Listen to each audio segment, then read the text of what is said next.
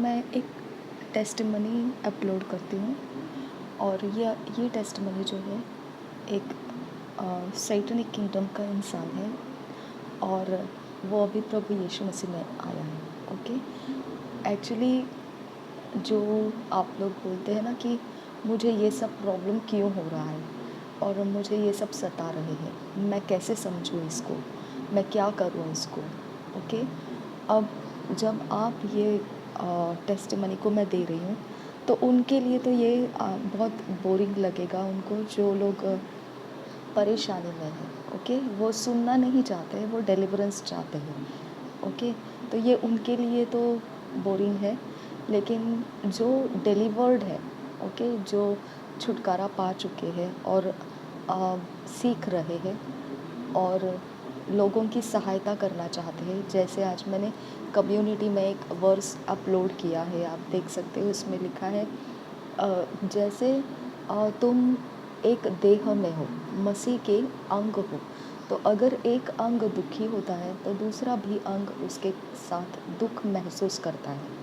Okay, तो हम जो मसीह में है ऑलरेडी या फिर नहीं है फिर भी, ओके, तो हमको उनका दुख महसूस होना बहुत जायज़ बात।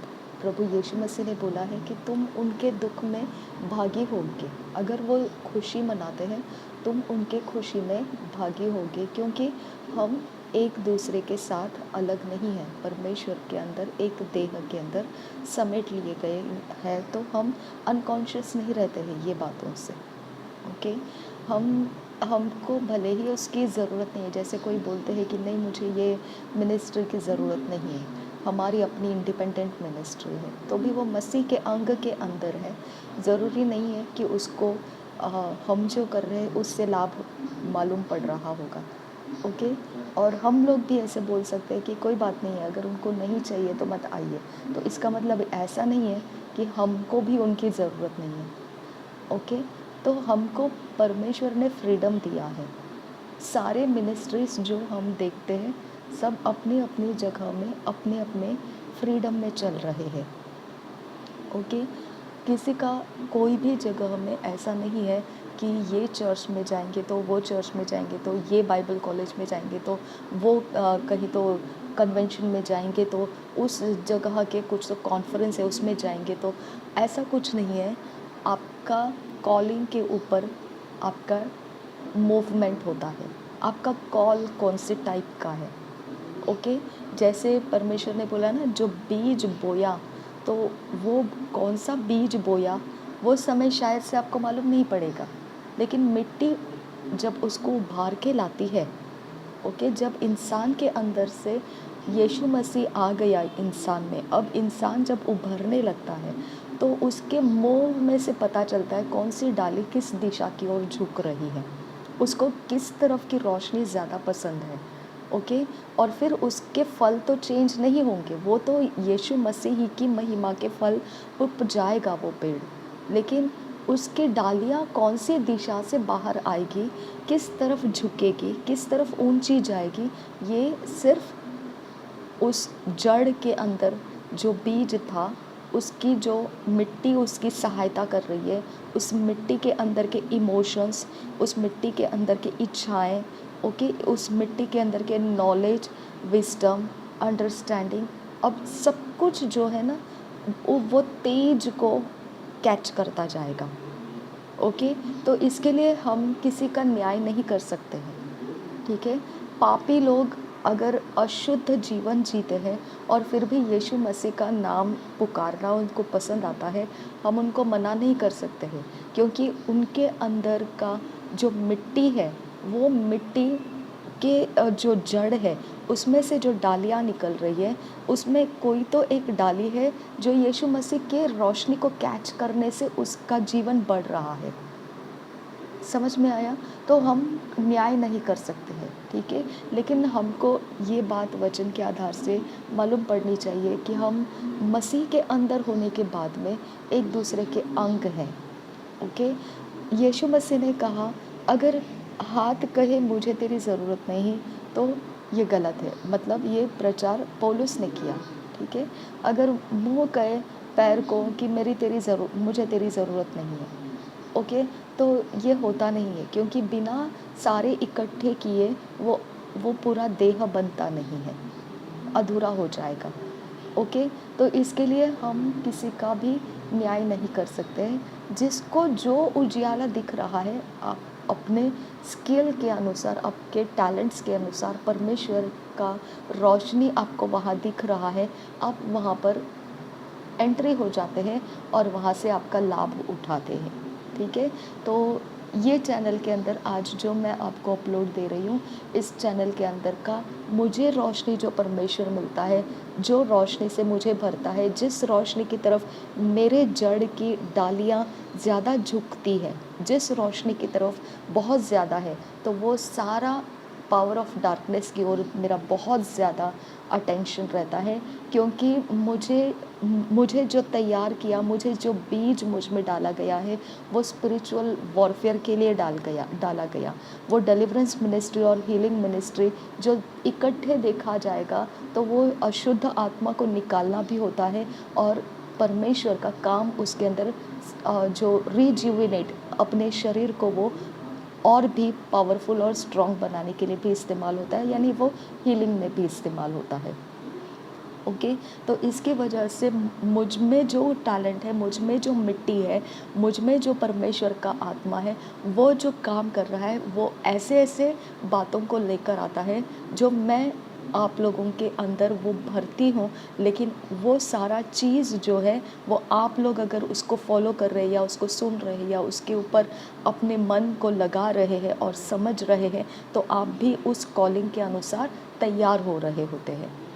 ओके, तो जिनको ये कॉलिंग नहीं है, उनको वो बोरिंग लगेगा, मैं आपको बहुत गारंटेडली बोलती हूँ। ओके, जिनके ऊपर ये कॉलिंग नहीं है, उनको ये सब चीज़ें बहुत ही बेवकूफ़ी लगेगी। ठीक है, तो ये परमेश्वर का बीज है, और परमेश्वर ने बोया हुआ मिट्टी के अंदर, तो ये मेरा मिट्टी है जो जिसके ऊपर से अब जब डालियाँ निकलती है, तो वो डालियाँ किस रोशनी की तरफ जाती है, आप देख रहे हैं। ओके, बाइबल टीचिंग की तरफ जा रही है, प्रोफेसिस की तरफ जा रही है, डिलीवरेंस की तरफ जा रही है, स्पिरिचुअल वॉरफेयर की तरफ जा रही है, नॉलेज इकट्ठा करने में बढ़ते रहती है, रोशनी में बढ़ते रहती है। कौन सी दिशा, कौन से टॉपिक में, मोस्टली कौन से टॉपिक में। ओके, मेरा हर चीज़ आपको इसके अंदर दिखाई देता है। ठीक है, तो इस तरह का है ये। और ये जगह में अब जो मैं आपको दे रही हूँ, ये एक एरिया ऑफ लाइफ है जिसके अंदर हमको समझ में आ जाएगा कि हम जब इस पृथ्वी के ऊपर परमेश्वर के साथ जी रहे हैं, हम क्या कर रहे हैं इस पृथ्वी के ऊपर, हम क्या कर रहे हैं। ओके, अगर हमको ये मालूम नहीं पड़ रहा है कि हम क्या कर रहे हैं, तो हम बहुत बड़ा धोखा खाएंगे, हम कुछ कर नहीं पाएंगे, और हम कुछ समझ भी नहीं पाएंगे, और जस्ट हम रैंडमली कुछ भी हो जाएंगे। ओके, ना घर के ना घाट के ऐसे हो जाएंगे। ओके, तो इसके लिए ये ना घर के ना घाट के, ये हमारे अंडरस्टैंडिंग के लिए है, परमेश्वर की ओर से नहीं है। परमेश्वर तो अपना बराबर से स्टेप बाय स्टेप देता जा रहा है, लेकिन वो हमको ग्रास्प करने नहीं आ रहा है, हमको उसे पकड़ना नहीं आ रहा है, तो फिर हम ऐसे हो जाते हैं ना, ना घर के ना घाट के ऐसे हो जाता है। ठीक है, तो इसके लिए वो हमारे समझ को जब मिलता है ना, तो उसका आनंद बहुत बढ़ जाता है। ठीक है, तो इसके लिए मैं आपको ये रिकॉर्डिंग में से आपको बताना चाहती हूँ। सबसे पहले मेरे पास हमेशा डीप अंडरस्टैंडिंग में मेरे अंदर मैं परमेश्वर के साथ जो तरह से उठते बैठती हूँ, उसके अंदर मेरी बातचीत में मैंने मेरे अंदर, परमेश्वर से ऐसे नहीं बोल रही हूँ, लेकिन मैंने एक बात को गहराई से समझ लिया था कि मनुष्य सिर्फ मनुष्य है, उसमें कुछ पावर नहीं है। ओके, मेरे अंदर से मेरी एक इंटीमेट रिलेशनशिप है मेरे खुद के साथ। ओके, तो मैं उस ऑब्जर्वेशन में से मैंने एक बात को समझ लिया, वो एनालिसिस में से मैंने अपने अंदर से समझ लिया कि मनुष्य के पास कुछ नहीं है, कुछ भी नहीं है। ओके, मनुष्य के पास कुछ नहीं है, बेवकूफ़ है मनुष्य, कंप्लीटली डम्ब है। ओके, कंप्लीटली डब्बा है, वो कंप्लीट डब्बा है। ओके, उसके पास कुछ नहीं है, वो जस्ट एक वो जस्ट एक सृष्टि है, उसके पास कुछ भी नहीं है, कुछ भी नहीं है। इसके लिए परमेश्वर का वचन कहता है ना कि एक पत्ता अगर पेड़ के डाली से गिरना है वो भी मैं डिसाइड करता हूँ। अगर एक पंछी को उड़ना है तो उसमें से 2 में से कौन उड़ेगा और कौन गिर जाएगा ये भी मैं डिसाइड करता हूँ। ओके, तुम्हारे बाल काले के सफ़ेद, सफ़ेद के काले तुम नहीं कर सकते हो, तो वो भी मैं ही करता हूँ। तो हम समझ लेना है कि हमारे पास कोई अथॉरिटी ही नहीं है कुछ भी करने का, कुछ भी करने का। कंप्लीटली एक डब्बा है हम, कंप्लीटली एक डब्बा है। ओके, जैसे घर में हम खरीद के लाते हैं, कुछ एक बर्तन को खरीद के लाते हैं, खरीद के लाया आपने, लेकिन वो बर्तन को अपना खुद का कुछ भी मर्जी नहीं है। ओके, कि वो किसके घर जाना चाहिए, वो किसके हाथ लगना चाहिए, वो क्या करना चाहिए, वो जिद करके नहीं बैठ सकता है, नहीं मैं गैस पे नहीं बैठूंगा। ओके, नहीं मैं चूल्हे के ऊपर नहीं बैठूंगा, नहीं मुझे नहीं चाहिए, मुझे ये तेल नहीं चाहिए, तड़का नहीं चाहिए। ओके, ऐसा नहीं बोल सकता है वो, है ना। तो उसको जो यूज़ कर रहा है वो खुद पहले उसके पास प्लान था कि मुझे एक ऐसा प्रकार का भगोना चाहिए। ओके, उसके अंदर मैं ऐसे ऐसे अगर करूं तो वो जलना नहीं चाहिए, उसके बाद मैं ऐसे ऐसे उसके ऊपर रखूं तो वो मेरा काम, मेरा पर्पस फुलफ़िल करना चाहिए। ओके, अगर मैं इसके अंदर बहुत डीप फ्राई करूं तो ये अंदर का कोई भी चीज़, उसका एलिमेंट, उसका मटेरियल जो है वो तेल के अंदर मिक्स नहीं हो जाना चाहिए। अगर मैं इसका बॉईल करूं तो इसके मेटल मटेरियल मेल्ट होकर इसके अंदर कुछ भी धातु रिलीज़ नहीं करना चाहिए। इसके लिए मैं मिट्टी का बर्तन सिलेक्ट कर रही हूँ, या इसके लिए मैं ये टाइप का बर्तन सेलेक्ट कर रही हूँ। तो मेरा एक कॉन्फिडेंस रहता है कि ये बर्तन मेरा पर्पस को सेटिस्फाई करेगा। ओके, अब जब मैं उसको लेकर आती हूँ तो मैं उसको जब यूज़ करने लगती हूँ तो मैं उसको कहाँ रखती हूँ, कहाँ रखती हूँ, कैसे ऑपरेट करती हूँ उसको, किस प्रकार का आदर देती हूँ उसको, वो मेरा है, मेरा मर्ज़ी से मैं उसको कुछ भी कर सकती हूँ। समझ में आ रहा है आपको? तो उस तरह का वो बर्तन की तरह हम लोग हैं। ओके, वो अब देखिए, वो शॉप में भी अगर आप जाओगे तो ज़रूरी नहीं है सारे शॉप में आपको जो पर्पस चाहिए उस तरह की चीज़ें आपको मिल जाएगी। ओके, जो उद्देश्य है उसी तरह के आपको चीज़ें मिल जाएगी, ज़रूरी नहीं है ना। तो वहाँ पे आपको ढूंढना पड़ता है, शॉप टू शॉप घूमना पड़ता है। कितने लोग तो दूर देशों तक पहुँच जाते हैं, अमेज़न के दूर दूर कॉन्टैक्ट्स में चले जाते हैं, या कोई भी ऑनलाइन के कॉन्टैक्ट्स में निकल जाता है, शहर के बाहर के कॉन्टैक्ट्स में निकल जाता है, अपनी एक पर्पस को, चीज़ को फुलफ़िल करने के लिए दूर दूर तक वो छान मारता है, कहीं पर ये पर्पस फुलफ़िल करने वाला ये वाला डिवाइस, ये वाला टूल, ये वाला इंस्ट्रूमेंट, ये वाला चीज़ कहीं मिल रहा है क्या। समझ में आया? तो इस प्रकार से हम अपने अंदर पहले उसको डिसाइड किए हैं, तो हमको परमेश्वर ने उसके इमेज में बनाया है।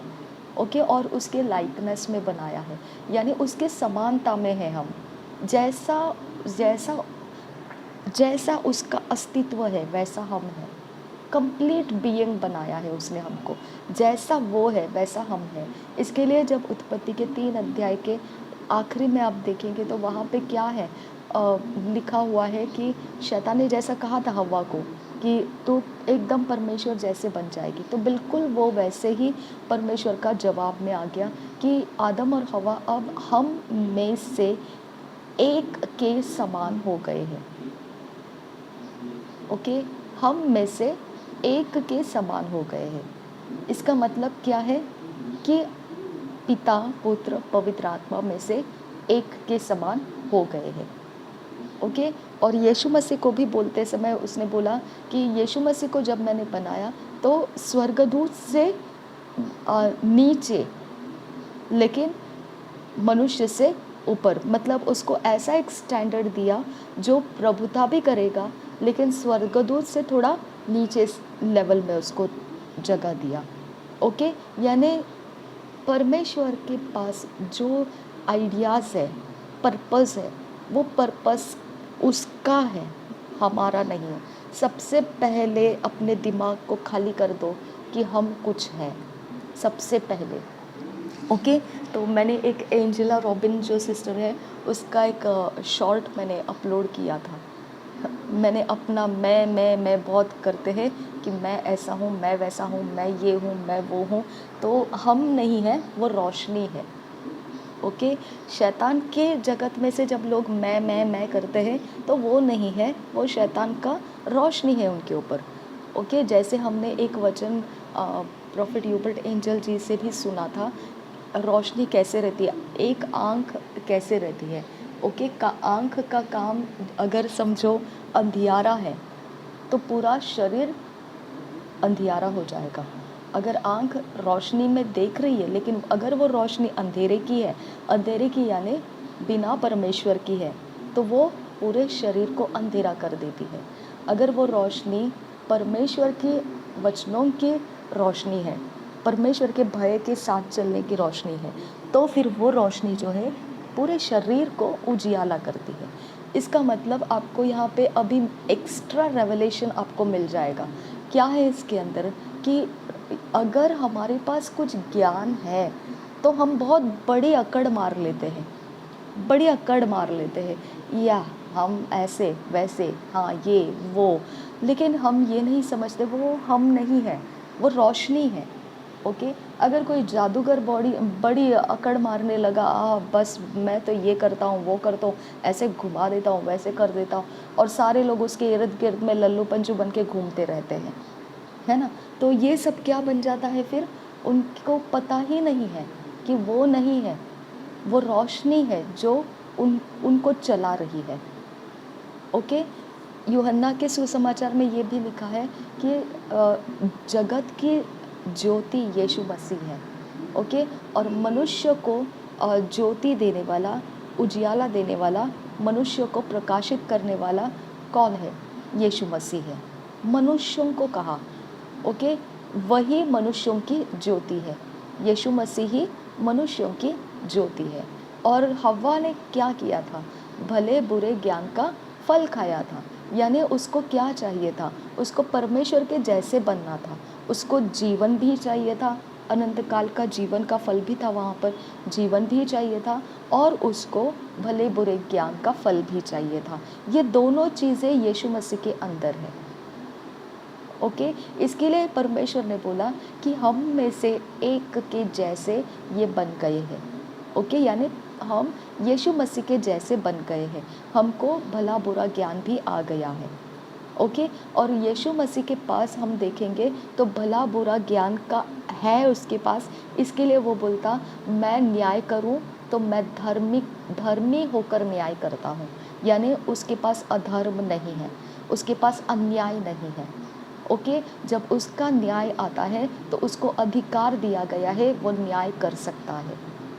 ओके, वो सच्चाई की ओर से और धार्मिकता के साथ न्याय करने का सामर्थ्य और अधिकार है उसके पास, प्रभु यीशु के पास। इसके लिए वो न्याय के बदले में क्या बोलता है? मुझे पनिश करने का मन नहीं है। तुम लोग जो मुझे बलिदान लाते हो, वो बलिदान पुराने नियम में मुझे इसीलिए देते थे क्योंकि तुम चाहते हो कि मैं तुमको पनिश नहीं करूं। ओके, और इसके पीछे भी बहुत बड़ा एक मिस्ट्री है, बलिदान के पीछे भी। ओके, इस बलिदान के पीछे का सीक्रेट मैं आपको बताती हूँ, जो मैंने बरसों पुराना मेरे आत्मिक जीवन में मैंने सीखा हुआ है, जो मैंने कभी एक्सपोज नहीं किया इस बात को। मैंने कोशिश किया था लेकिन कभी वो पॉइंट को मैं टच नहीं कर पाई। ठीक है, तो ये चीज़ ऐसी है कि बलिदान के पीछे जो है ना, जो भी आप पुराने नियम में देखते हैं कि ये बलिदान किया, वो बलिदान किया, ये किया, वो किया, ऐसे किया, वैसे किया, 7 दिन अशुद्ध रहने का वो नियम पालन किया, वो तरह से उसको अलग करके रखा था, उस घर में उसको छूने नहीं दिया था।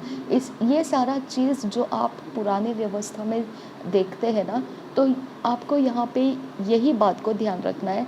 हव्वा ने उस फल को देखा और उसको समझ आई, लेकिन उसके पहले सर्प ने उसके साथ बात किया था। सर्प कौन है? ओके, यानी जो पुराना सर्प हम बोलते हैं शैतान, कौन है? स्वर्गदूत है। ठीक है, स्वर्गदूत मिट्टी से बने हुए मनुष्य के साथ बात किया। ओके, अब स्वर्गदूत उजियाला है, इसके लिए वो आंख के बारे में बोला, है ना। वो आंख के बारे में क्या बोला है वचन में कि जिसकी आंख उजियाला तो है, लेकिन शैतान की ओर के सारे बातें हैं, उसकी ओर से वो ले रहे हैं, समझ रहे हैं और कर रहे हैं, तो वो सारा शरीर को डैमेज कर देगा। ओके। और यीशु मसीह ने क्या कहा, तुम जो खाते हो वो तो निकल जाएगा पेट से बाहर, कचरा बन के निकल जाएगा, लेकिन जो तुम्हारे हृदय में से बाहर आएगा वो तुमको डिफाइल करता है। हृदय में से बाहर कहाँ से आता है? मुंह से आता है वो। ओके। जो हृदय में है वो मुंह से आता है, इसका मतलब हमारा मुंह भी एक एक्सट्रैक्टर है। जैसे हम बॉडी का वेस्ट निकाल देते हैं, वैसा ही हमारा मुंह भी हमारे हृदय के अंदर के वेस्ट को बाहर ला सकता है। समझ में आ रहा है आपको? यानी हमारे हृदय के अंदर का वेस्ट जब बढ़ जाता है तो हमारे शरीर अनकंफर्टेबल हो जाते हैं, रेस्टलेस हो जाता है, पीसलेस हो जाता है। क्योंकि वचन क्या कहता है, जैसा आँख में उजियाला अगर वो अंधेरे के सारे जानकारियाँ हैं, तो वो सारे शरीर को क्या कर देगा? प्रॉब्लम में डाल देगा। यानी आपका शरीर अगर प्रॉब्लम में है, आपका शरीर अगर संकट में है, आपका शरीर अगर कुछ दिशाओं में पछाड़ा गया है, तो आपको क्या समझ में आना चाहिए, ये आपका अंदर हृदय के अंदर की बात है। ओके। और मनुष्य को दूषित शैतान नहीं करता है, शैतान सिर्फ इंस्ट्रक्शन दिया था हव्वा को। दूषित होना या नहीं होना मनुष्य का हृदय डिसाइड करता है। ओके। अब यहाँ पे हव्वा ने उस बात को लेना, अगर याकूब की पत्री में पढ़ेंगे वहाँ लिखा है पाप ऐसा है ना कि जो बीज बन के पहले एंट्री करता है, उसके पहले उसके पास लालसा होनी चाहिए। ओके। तभी वो बीज को एक्सेप्ट करता है। अगर आपको बिजनेस की लालसा है तो आपके कान हमेशा चौकस रहेंगे उन लोगों के सुनने के लिए जो बिजनेस में सफल हुए हैं और ट्रिक्स किस तरह से सफल हुए हैं। अगर आपको कोई टैलेंट है आपके पास, तो उस टैलेंट के अनुसार आप क्राउड में से चुन चुन के निकालेंगे, भीड़ में से चुन चुन के निकालेंगे आपके टैलेंट को जो जो प्रॉफिटेबल है। ओके। बहुत ज़्यादा आपके टैलेंट को निखार सकता है, उन लोगों के बीच में ही आप अपने चुनाव रखेंगे। ओके। तो आपका हर चीज़ जो आप इकट्ठा करते हैं वो रैंडमली नहीं होता है, आपके अंदर का मिट्टी में जो डाला गया बीज है वो डिसाइड करता है कि आपका फोकस किस तरफ कैच कराना है। इसके लिए अपोस्टल जी कभी कभी बोलते हैं ना, ऐसे अपोस्टल अंकुर नरूला जी की बात कर रही हूँ मैं, वो बोलते हैं ना कि अगर आपको एक लंच टाइम दिया जाएगा और भीड़ है और आपको आज़ाद कर दिया जाएगा, चलो 1.5-2 घंटे के बाद आप आ जाना, अब आपको फ्री टाइम है, तो जो व्यभिचारी है वो बराबर से व्यभिचारियों के बीच में आपको फ्रेंडशिप करता हुआ मिलेगा। जो बहुत ज़्यादा आत्मिक है वो आत्मिक लोगों को बीच में आपको फ्रेंडशिप करता हुआ दिखाई देगा। जो चोर है वो चोर लोगों को फ्रेंडशिप करता हुआ दिखाई देगा। ओके। तो इस तरह के हमारे जो बीज अंदर है वो डिसाइड करती है कि हम कहाँ किसको क्या लोकेट करेंगे। ओके।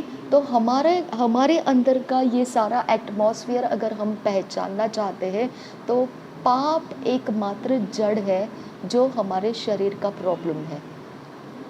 ओके।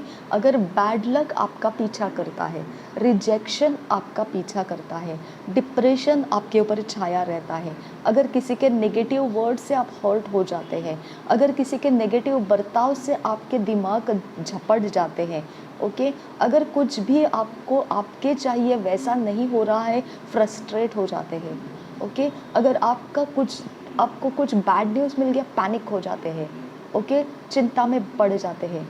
ये सारी चीज़ें अगर आपसे हो रही है तो आपका हृदय का रखवाली करना बहुत ज़रूरी है, क्योंकि आपके शरीर का पूरा कंट्रोल आपके हृदय में है। ओके।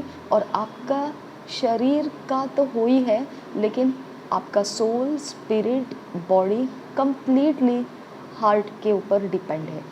अपने हार्ट की बात नहीं कर रही हूँ जो पंपिंग करता है ब्लड, वो वाले ऑर्गन की बात नहीं कर रही हूँ मैं।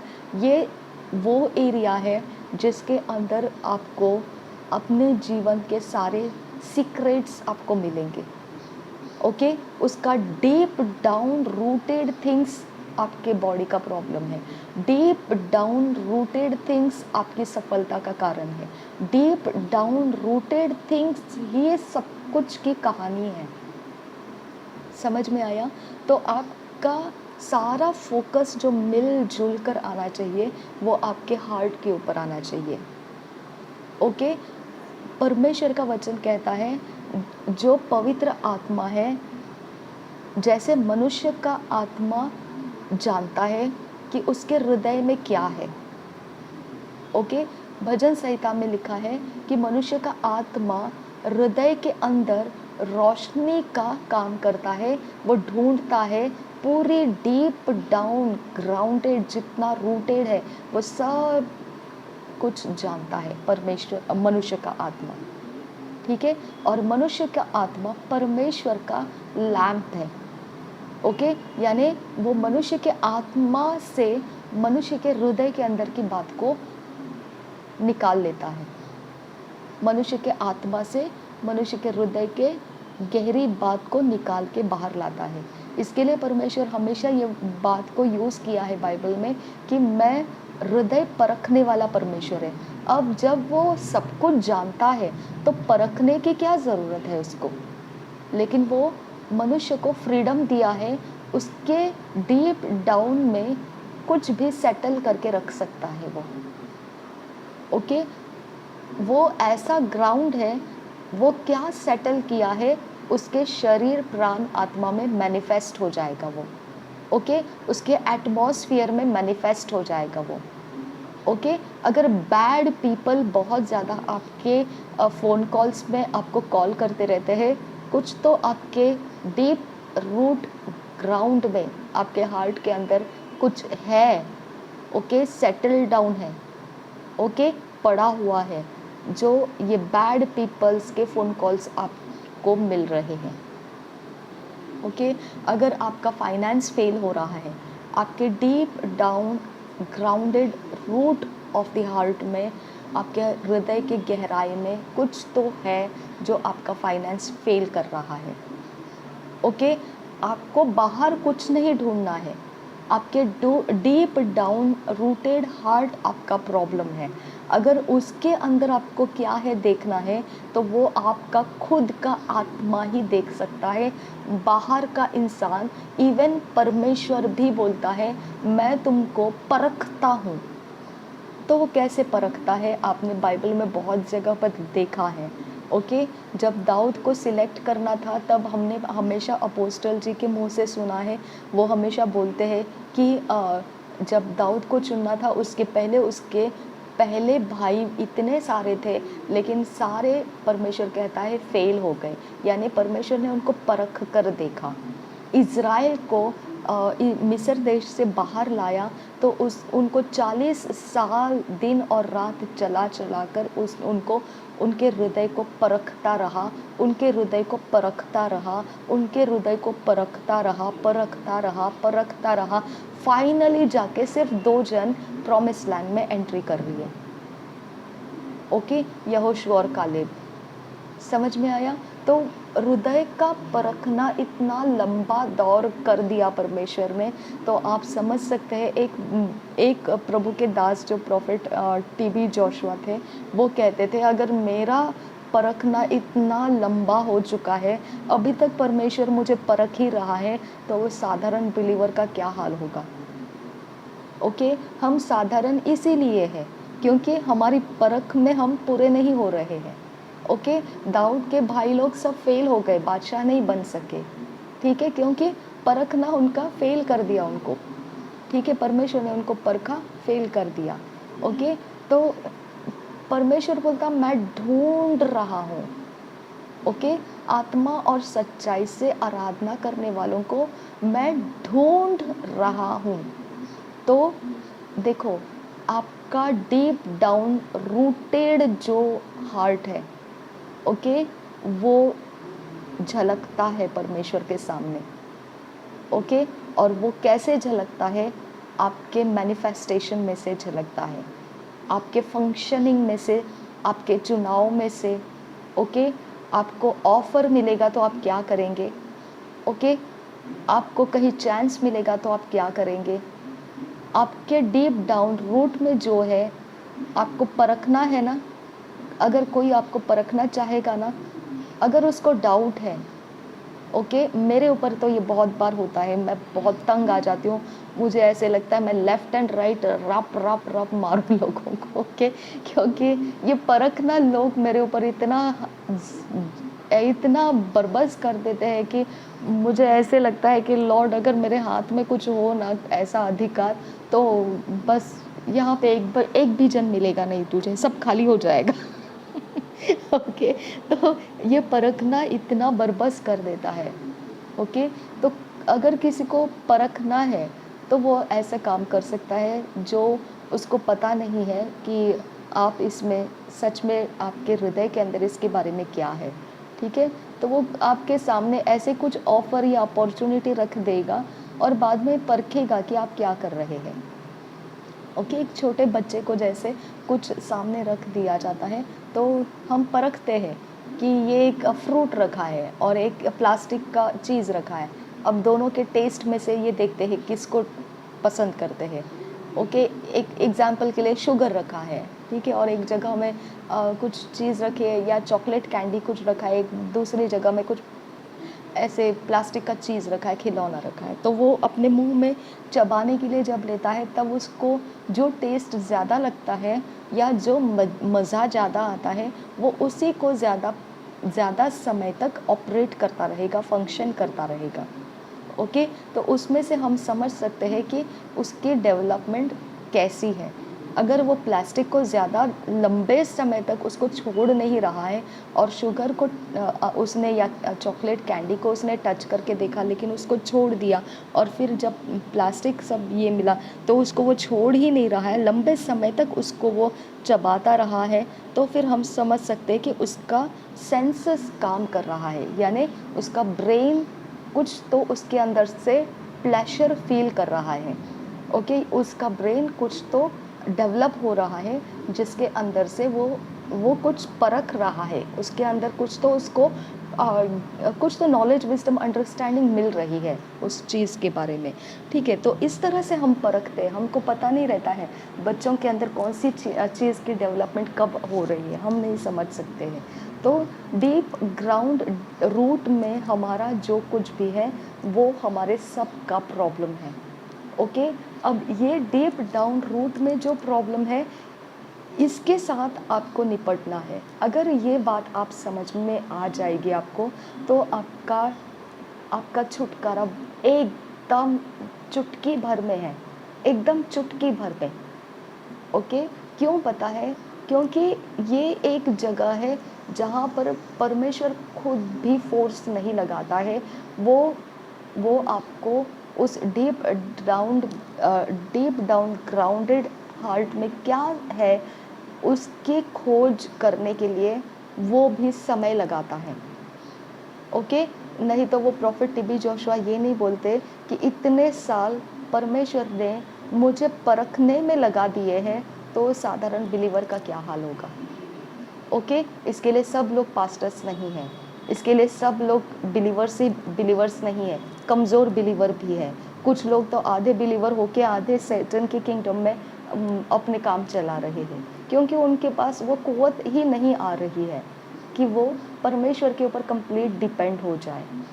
ओके, तो इस तरह से डिफरेंसेस क्यों हैं? क्योंकि हमारे हृदय की गहरे डीप डाउन रूटेड थिंग्स कोई नहीं जानता है सिवाय वो खुद मनुष्य, जिसके बारे में जिसका वो खुद अपने आत्मा के अंदर से उसको देख सकता है।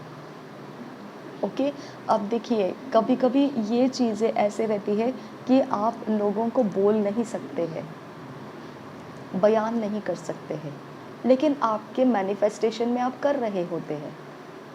ओके, जैसे आपके अंदर आपको जो पता है आप वो ही बिहेव्स करते हैं। ओके, आप सोचोगे मैं तो ऐसे नहीं करती हूँ, मैं तो वो नहीं करती हूँ, मैं तो ये नहीं करती हूँ, मैं तो वैसा नहीं करती हूँ, लेकिन आपका मैनिफेस्टेशन प्रूव कर रहा है आप क्या कर रहे हैं।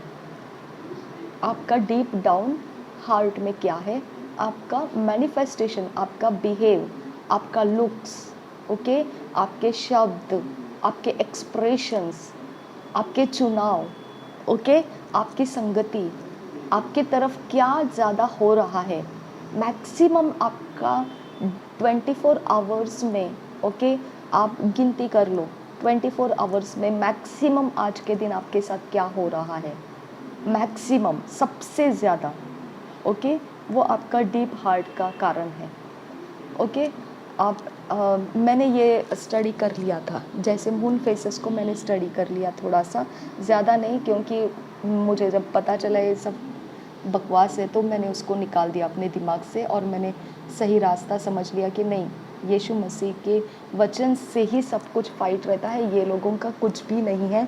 मैंने सिर्फ इसीलिए स्टडी किया था ये क्या चल रहा है मेरे साथ, ओके, इसके लिए नहीं कि मैं उसको इस्तेमाल करना चाहती हूँ, बिल्कुल नहीं, ये एक स्टडी रहता है। जो हथियार शत्रु यूज़ कर रहा है वो क्या हथियार है, कौन से टाइप का हथियार है, मैं उसको देखना चाह रही थी, ओके। तो मैं उसको यूज़ नहीं कर रही थी, जस्ट मैं उसकी स्टडी, मतलब आर्टिकल्स को मैं पढ़ रही थी। लेकिन वो आर्टिकल्स भी ऐसे नहीं रहते हैं कि आप कोई भी आर्टिकल को खोलो और आराम से पढ़ो, ऐसे नहीं रहते हैं। वो उनके बाउंड्री के अंदर के आर्टिकल्स होते हैं, और उनके स्पेल पावर उसके ऊपर डाले हुए रहते हैं।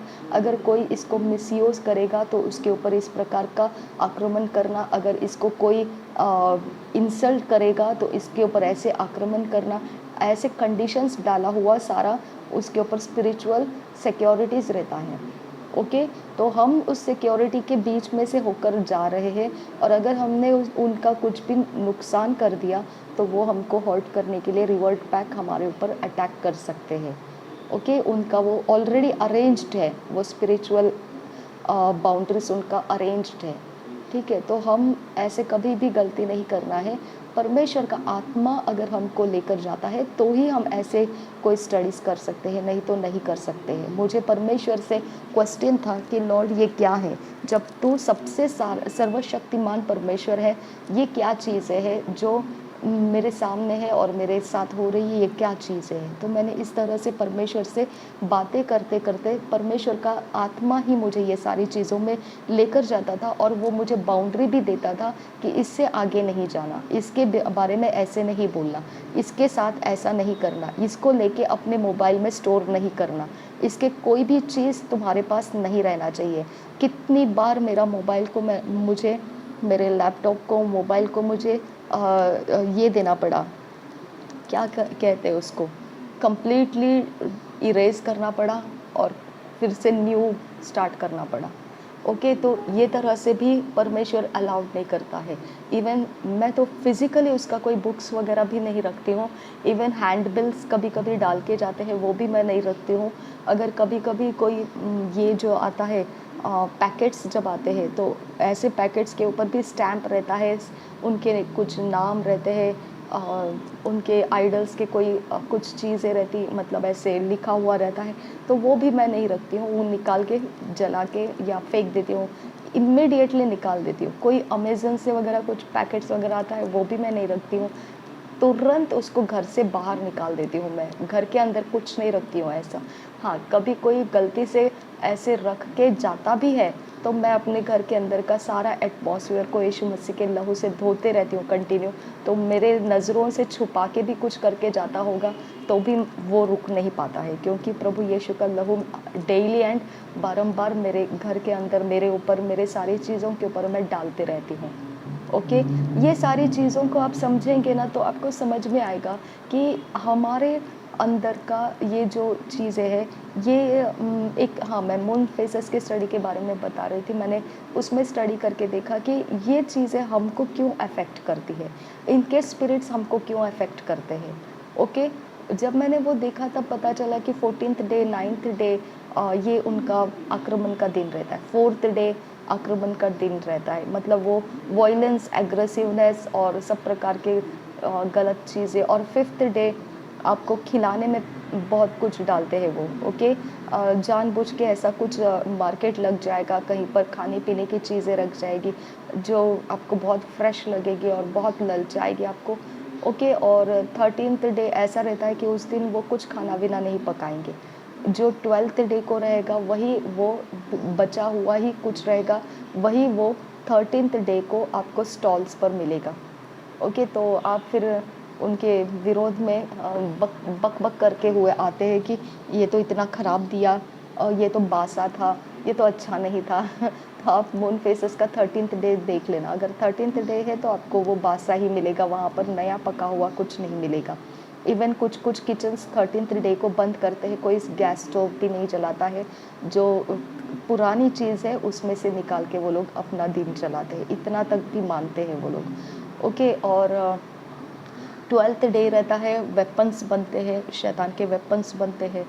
10th डे रहता है, वो कंप्लीशन डे मानते हैं उसको। ओके, कि कोई भी अटैक कुछ करना है, कुछ किया होगा, वो 10th डे को एकदम फिनिश हो जाता है, अगर 10th डे में है तो। 11th डे उनका बिगनिंग रहता है, फर्स्ट डे समझते हैं, न्यू स्टार्ट समझते हैं।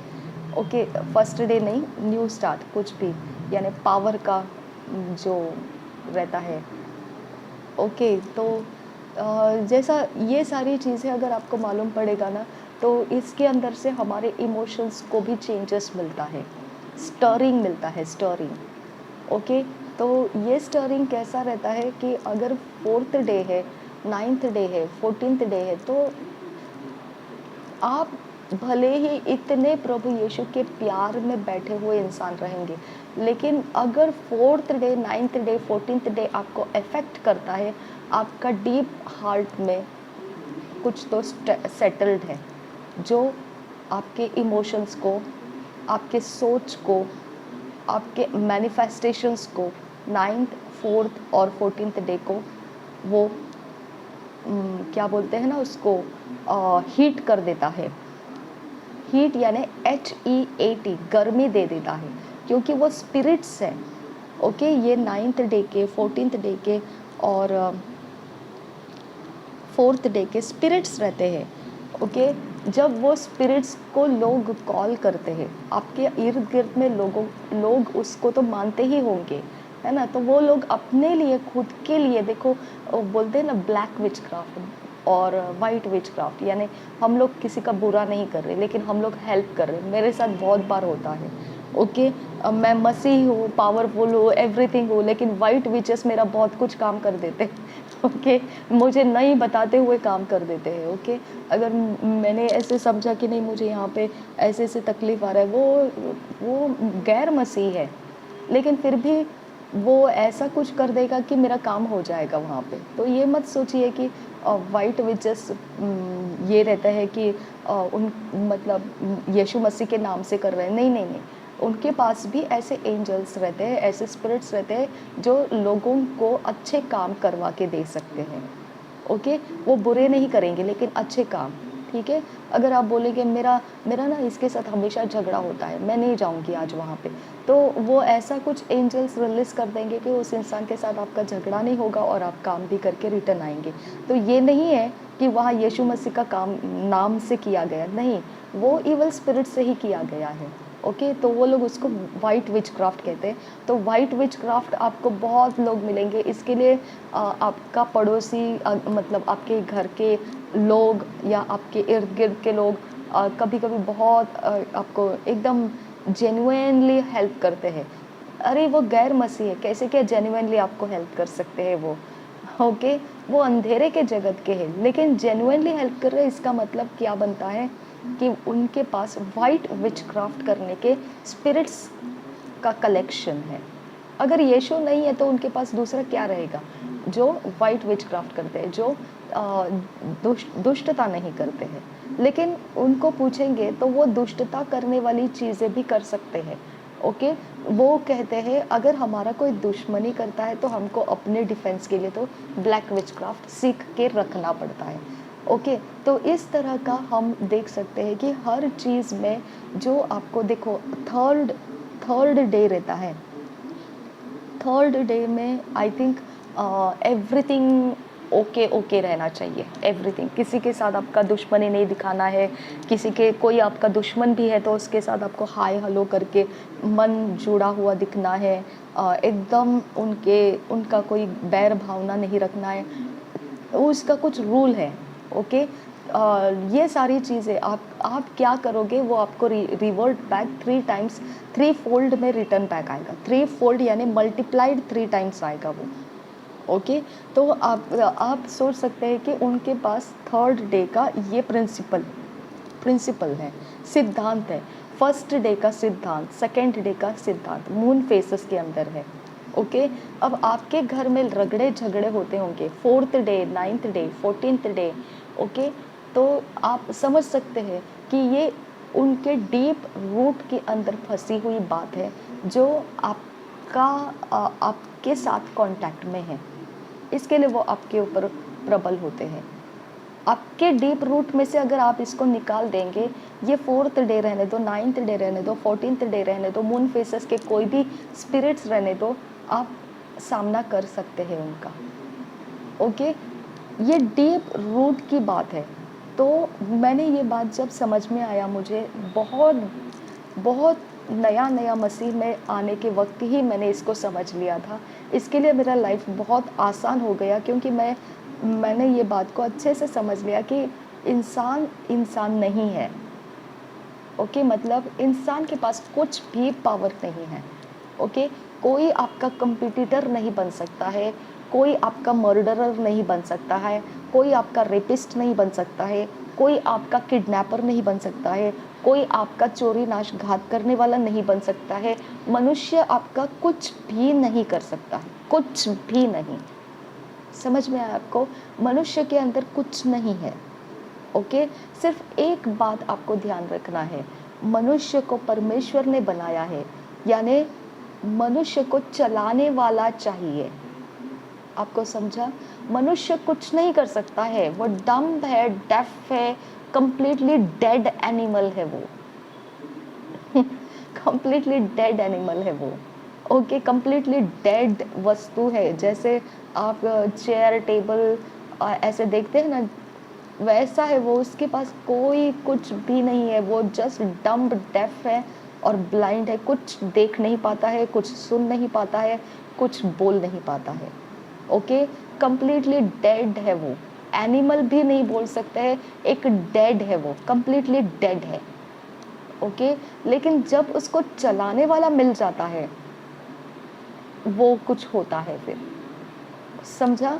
जब उसको चलाने वाला मिलता है ना, फिर वो हमारे अंदर से बोलने लगता है, मैं बकरी की तरह मैं करने लगता है। हाँ, मैं ऐसा हूँ, मैं वैसा हूँ, मैं ये हूँ, मैं रफ एंड टफ, मैं ये करता हूँ, मैं वो करता, मैं ऐसा, मैं जादूगरी करता हूँ, मैं जादू टोना में इतना माहिर हूँ, हाँ मैं इतना पावर लेके चलता हूँ, मेरे पास तो ऐसे घूमते रहते हैं लोग। ये मैं तब होता है फिर। ओके, जब वो निकाल दिया जाएगा ना, तब वो लल्लू पंचू बन जाते हैं, कुछ नहीं रहता है उनके पास। ओके, तो जो बहुत बड़े अपने आप को महारथी मानते थे, जब वो मसीह में आ गए, तो वो बोल रहे, हम लोगों ने अपने हाथ में जैसे बैंगल्स पहन लिया है, यानी हम लोग अभी नलीफाई हो गए, वो पावर्स हम यूज़ नहीं कर पाते हैं, हम वो वॉयलेंस यूज़ नहीं कर पाते हैं। ओके, हम वो एग्रेसिवनेस जो हमारे पास था, एक ज़माना था, ऐसे हम लोगों को डरते थे लोग, ऐसा करते थे हम, वैसा, अब हम नहीं कर पाते हैं, क्योंकि वो मैं वाला निकल गया होगा उनके अंदर से, है ना। और मसीह में आने के बाद मसीह का आत्मा जो है, वो चरित्र उनको मिल गया, रोशनी बदल गई। समझ में आया आपको? तो हम मनुष्य के अंदर का रोशनी जो है, वो डिपेंड करता है, वो हमारा एटमॉस्फेयर का रिफ्लेक्शन है। ओके, हमारे एटमॉस्फेयर में क्या है, हम क्या है, हम मैनिफेस्ट करते हैं, हम एक्सप्रेस करते हैं, हम जो भी करते हैं, जहाँ पर भी दिखाई देते हैं, ओके, जिस रास्ते से जाते हुए दिखाई देते हैं, जो काम करते हुए दिखाई देते हैं, जो कपड़े पहनते हुए दिखाई देते हैं, जो कलर्स को हम पसंद करते हैं, जो ऑर्नामेंट्स हम पसंद करते हैं, जो चप्पल्स, जो प्रकार के लुक हम पसंद करते हैं, ये सारी चीज़ें, हम खाते पीते क्या पसंद है, ये सारी चीज़ें आपका डीप रूट में क्या है, हार्ट के अंदर, वो उसका कारण है। समझ में आया? तो वो, अब मैं आपको वो बता रही हूँ कि परमेश्वर बोलता है, मैं परखता हूँ डीप रूट हार्ट में क्या है, मैं परखता हूँ। अगर आपके इर्द गिर्द में ऐसा एटमॉस्फेयर का कुछ भी रहेगा जो आपके डीप रूट के अंदर के बात का कांटेक्ट पॉइंट है, तो फिर आपको वो मैनिफेस्ट करेगा। ओके, वो आपको प्रक्रिया में डालेगा, वो आपको प्रोसेसिंग में डाल देगा, वो आपको फंक्शनिंग में, ऑपरेट करने में डाल देगा। ओके, यानी आप उसके कारण आप काम करने लगोगे। समझ में आया आपको? तो हर चीज़ के अंदर आपको खुद को खाली कर देना है। आपको ये मान लेना है, खुदा बहुत बड़ी गलती हो गई हमसे, हम माफ़ी मांगते हैं आपको, क्योंकि हमको नहीं मालूम था कि डीप हार्ट में हमारा क्या क्या पड़ा हुआ है। हम आपसे माफ़ी मांगते हैं और हमको माफ़ कर दे प्रभु यीशु मसीह, हमको माफ़ कर दे। अगर तू माफ़ करेगा तो हम ये माफ़ी जो मांग रहे हैं ये तेरी ओर से हमको मिला है। तो जब हम माफ़ी मांग रहे हैं तो हमको ये पता चलता है कि तू आएगा और हमको चलाएगा।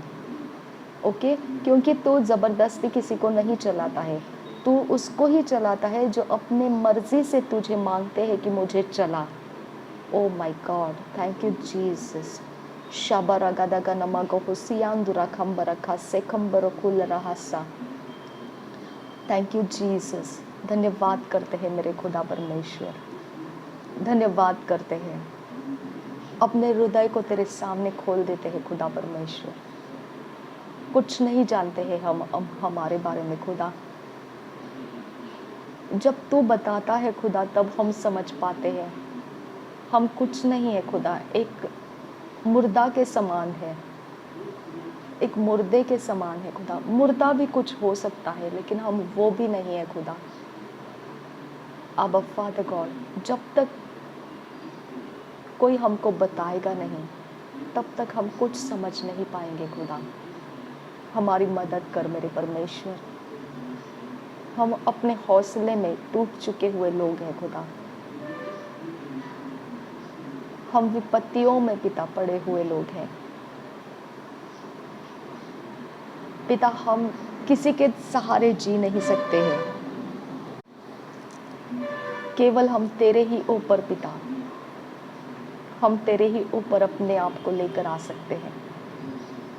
हमको कोई उठा नहीं पाएगा खुदा, हमको कोई बचा नहीं पाएगा खुदा। हमारी मुश्किलें ऐसी है खुदा, किसी के पास उसके आंसर्स नहीं हैं। कोई हमको बोल नहीं सकता है खुदा, कोई हमको कुछ नहीं दे सकता है, और कहीं पर भी खुदा हमारे लिए कुछ भी नहीं है खुदा कि हम एक्सपेक्ट कर सके, क्योंकि हमको बनाने वाला ही तू है खुदा। तेरे अलावा कौन हमें बताएगा।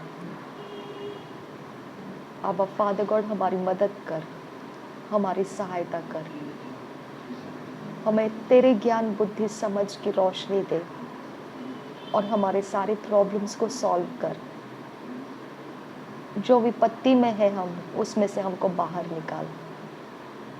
जिन गड्ढों के अंदर हमको डाला गया है उसके अंदर से हमको बाहर निकाल। जो फंदे फांसों में हमको डाल के रखा गया है कि हम मरते दम तक उसमें से नहीं आज़ाद होंगे, उस कवनेंट में से, उस एनिमिटी में से, उस पैक्ट में से हमको बाहर निकाल। उन वाचाओं में से हमको बाहर निकाल, उन शपथों में से हमको बाहर निकाल, जिसमें से कोई हमको नहीं निकाल सकता है खुदा।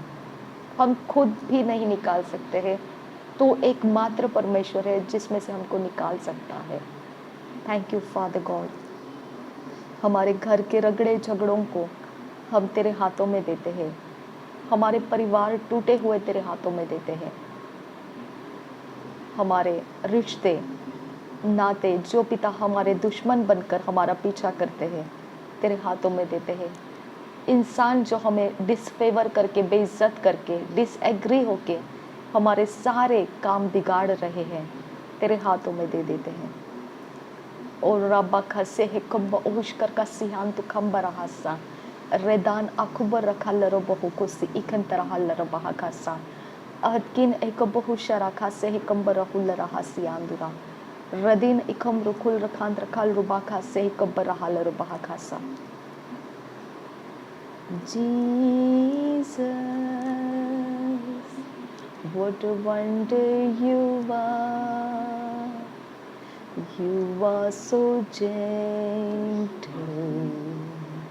so pure and so bright. You shine like a bright morning star, Jesus. What a wonder you are, Jesus. What a wonder you are. You are so gentle, so bright and so pure. You shine like a bright morning star, Jesus. What a wonder you are. Rianzi al-rahase kiandura, Rebianzu al-rahase, Ridani kamrohose kiandrohose, Ridal rabahakase kianzu al-ra, Radina kambarohusharakase kiandrohose, Lahektularase, Lahektorasahianso, Ektolarase, Rianso rohul, Hirakase yandrohose, Riganso kalarase, Redan he kianzo hose, Redine kiarohum se, Shabar kante larahaste, Lehtolo rohosoye. Jesus, Jesus, Jesus, Jesus, Jesus, you're bright and pure, oh wonderful God. धन्यवाद करते हैं खुदा यीशु. Thank you Jesus. मेरे पिता परमेश्वर, चाहे कहीं पर भी कोई भी हो खुदा परमेश्वर, और कैसे भी अवस्था में क्यों ना हो खुदा, रोशनी तो तू ही है खुदा. तुझे छोड़कर हम किसको मांगेंगे खुदा. तुझे छोड़कर कौन हमको बताएगा खुदा परमेश्वर कि हमने क्या करना है. नासरी यीशु मसीह के नाम में मांगते हैं पिता, हमारी मदद कर. नासरी यीशु मसीह के नाम में सारे विनती प्रार्थना को करते हैं, सुन और कबूल कर पिता. आमीन आमीन आमीन. हमने जो टेस्टिमनी का, मैंने आपको बोला था कि मैं टेस्टिमनी को अपलोड कर रही हूँ, लेकिन वो रह गया और मैंने अपनी ही बातों से ये रिकॉर्ड पूरा कर दिया.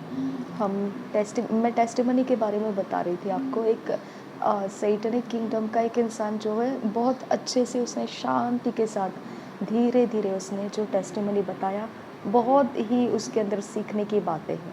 ओके, तो पहले तो अपने हृदय की शुद्धता की तरफ ध्यान दीजिए. ओके, तो आपका प्रॉब्लम बहुत बड़ा प्रॉब्लम नहीं है. सबसे पहले इस बात को समझिए. चाहे सैटन का प्रॉब्लम हो, ओ माय गॉड, चाहे ज़मीन जायदाद का प्रॉब्लम हो, चाहे घर बनाने का है, आपको पैसे नहीं है, चाहे कुछ भी हो, आपको कुछ बिजनेस चलाना है लेकिन आपसे बन नहीं रहा है, या आप कुछ इनकम सेटल करना चाहते हैं, या कोई कर्ज से बाहर आना चाहते हैं, कुछ भी प्रॉब्लम नहीं है. कोई भी प्रॉब्लम नहीं है. आपके पास सिर्फ उसको पार करने का रोशनी नहीं है आपके पास, बस अंधेरा है. ओके, और जहाँ अंधेरा है वहाँ पे आपको कुछ नज़र नहीं आता है. इससे बाहर कैसे आ जाए, समझ में आया. तो आपकी ज़रूरत बिजनेस नहीं है, आपकी ज़रूरत घर बांधना नहीं है, आपकी ज़रूरत कुछ भी नहीं है. आप एक डेड हो, डेड. समझ लीजिए मेरी बात को. डेड को कोई प्रॉब्लम्स नहीं आता है, डेड को कोई चीज़ों की कोई कमी नहीं आती है, डेड को कुछ भी नहीं चाहिए. डेड को लात मारो तो भी उसको समझ में नहीं आएगा कि मेरी बेइज्जती हुई है. Okay, dead is dead. जब तक कि उसको जिसको जहाँ रखना है रखो, कोई प्रॉब्लम नहीं है.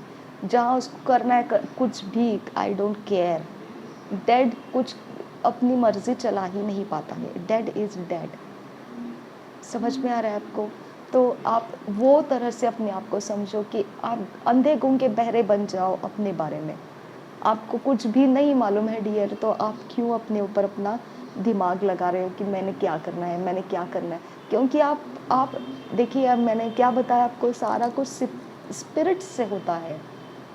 ओके, तो आपका मैं अभी रोने चीखने लगा है कि अरे मुझे ये हो रहा है, मुझे वो हो रहा है, यानी वो स्पिरिट जो मैं कर रहा था, अब वो मार खा रहा है। ओके, जब वो मार खा रहा है तो अभी वो बचने के रास्ते ढूंढ रहा है, उसके पास वो बचने के रास्ते नहीं है। फिर आप बोल रहे हैं मुझे ये प्रॉब्लम हो रहा है, वो प्रॉब्लम हो रहा है, मुझे ऐसे हो रहा है, हम ऐसे सताए जा रहे हैं, हम ऐसे परेशान होते जा रहे हैं। ये सच है, लेकिन पहले आपका जो मैं कर रहा था वो कहाँ गया? क्योंकि उसकी कुव्वत ख़त्म हो गई। ओके, उसके पास अभी बचने का दूसरा रास्ता नहीं है, इसके लिए अब वो प्रॉब्लम्स के रूप में आपके मुँह से बातें कर रहा है। वो डिप्रेशन के तरीके से आपके ऊपर हावी हो रहा है। वो कोई भी तरह से आपके ऊपर मैनिफेस्ट हो रहा है। आप उसको पार नहीं कर पा रहे हो। लेकिन पहला कहाँ शुरू हो गया? मैं करने वाले से, है ना? तो पहले आप देखिए, घमंड जहाँ आता है, वहाँ मैं हो जाती है। मैं बहुत, मैं ये, मैं वो, मैं, बस मैं और मैं, है ना? तो हमको डीप रूट में देखना है, पहला किसने हमारा कब्ज़ा लिया? जो मैं करने लगा, तब परमेश्वर हमारा हाथ छोड़ देता है। तब परमेश्वर हमको रास्ता नहीं दिखाता है। तब अंधेरा छा जाता है। वो अंधेरा ऐसा ही रहता है, जैसे कि आप बयान कर रहे अपने परिस्थितियों को, वो वही है अंधेरा। जहाँ घमंड शुरू हुई थी, वहाँ से ही वो शुरू हो गया। ओके, ये अब सिर्फ रिजल्ट्स में दिख रहा है आपको, क्योंकि मैंने बोला ना, हम जब तक डेड की तरह हम पड़े नहीं रहेंगे, तब तक हम अपने हालातों से बाहर नहीं आ सकते हैं। हमको डेड की तरह पड़े रहना है। हम कुछ नहीं है समझ लेना है। हम कुछ नहीं है, हम कुछ नहीं है, हम कुछ नहीं कर सकते, ना किया है, ना कर सकते हैं, ना कर पाएंगे। ओके, गलतफ़हमी थी हमारी कि हम कुछ कर पा रहे थे। बड़ी धोखेबाज़ी थी हमारे पास कि हम बहुत ये थे और वो थे। लेकिन नहीं, हम डेड हैं, हम डेड हैं। इससे बड़ा नाम हमारे लिए कुछ नहीं है, हम डेड हैं। ओके, हमको चलाने वाले की ज़रूरत होती है। ओके, और हम परमेश्वर को माँग चुके हैं, खुदा हमको चला। अब वो जब चलाएगा, यहाँ से हमारी शुरुआत होगी। ओके, हमको चलाने वाले बहुत चलाते आए और हमको ये अवस्था में डाल के गए हैं। ओके, जो भी हम अवस्था में हैं, मान लीजिए कि हमको चलाने वाले ने ये अवस्था में डाल दिया है। ठीक है, वो परमेश्वर नहीं था जो चलाया हमको, वो परमेश्वर नहीं था, वो मैं करने वाला घमंडी था।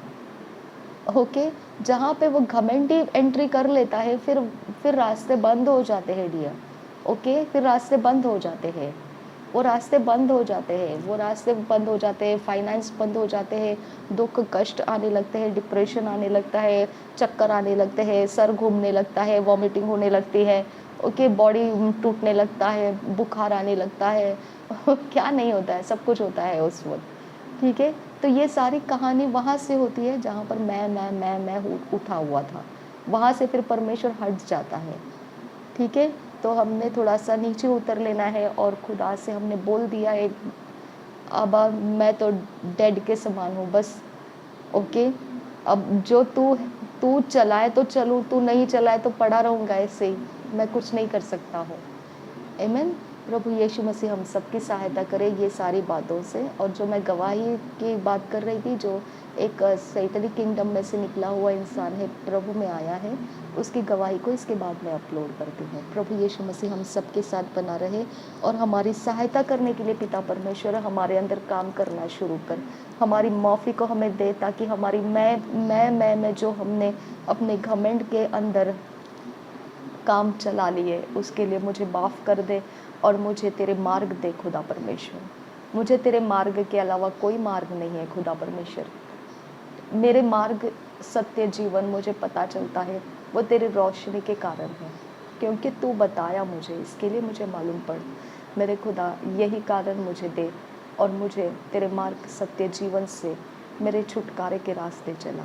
नासरी यीशु के नाम में ये सारी विनती हम सब के लिए कर रहे हैं जो भी इस प्रार्थना के अंदर अभी इस समय शामिल हैं और शामिल होते रहेंगे। नासरी यीशु के नाम में मांगते हैं, सुन और कबूल कर पिता। आमीन, आमीन, आमीन।